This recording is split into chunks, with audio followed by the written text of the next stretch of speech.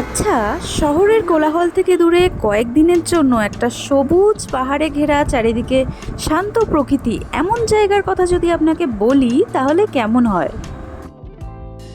৪,০০০ থেকে ৪,৫০০ ফুট উঁচুতে অবস্থিত কমলালেবুর স্বর্গ দার্জিলিং জেলার এই শিটং গ্রাম।